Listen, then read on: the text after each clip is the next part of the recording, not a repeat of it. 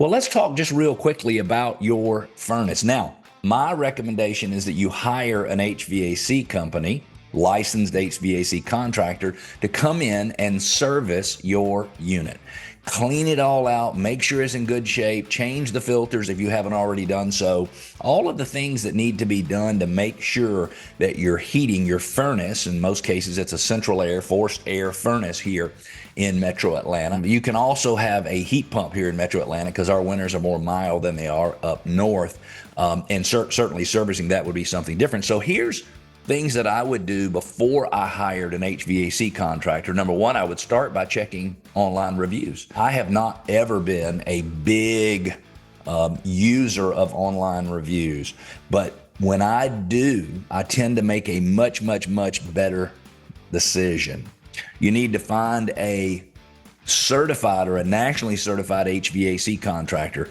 I would ask friends, I would ask neighbors, I would ask colleagues for referrals. Who have they had a good experience with? Who have they had a bad experience with that we most certainly should avoid? You want to find out before they come out how much the inspection will cost and then how much the service, like an annual fall servicing, will cost. And I'd ask them before they come out.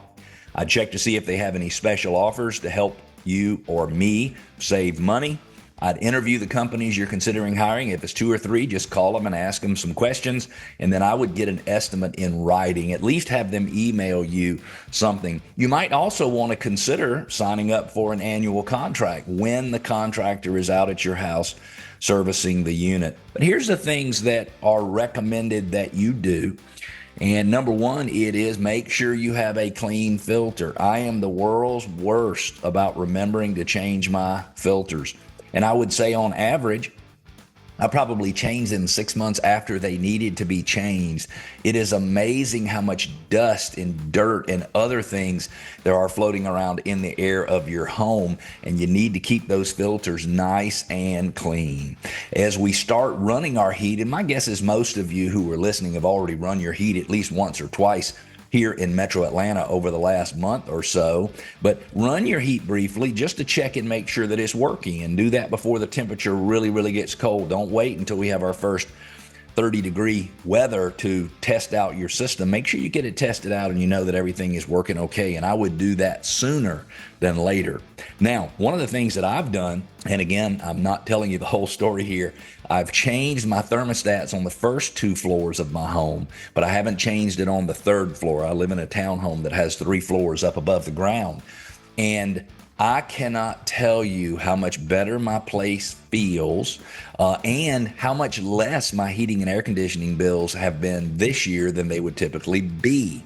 Now, it's not necessarily an apples to apples comparison because my prior home was a much larger home, but it probably cost 2.5 times what this one cost to heat. And then you got to check what's not so obvious. If your system's not working, check your pilot light, examine your circuit breaker. There's always a switch near the unit that turns it on and off, and I've many times had the switch turned off in my utility closet, like in my basement in my prior home, and they just knocked it with something and turned it right off, and all I had to do is go turn it back on. Many times we've had our pilot lights go out, and I am scared to death of gas, so I don't like to light my own pilot lights. But hiring a professional to do a good maintenance checkup and cleaning and servicing of your unit is definitely a really good idea.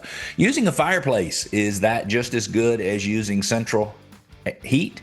No, a fireplace is not nearly as efficient. Now, if you just need heat in one room, a fireplace is great. I've got a unit in my home that puts out a tremendous amount of heat. Like, it totally keeps me warm and cozy, but it doesn't do it except in a little 2-room area. So trying to heat a whole house evenly with a fireplace, everything I've looked at online says that simply does not happen.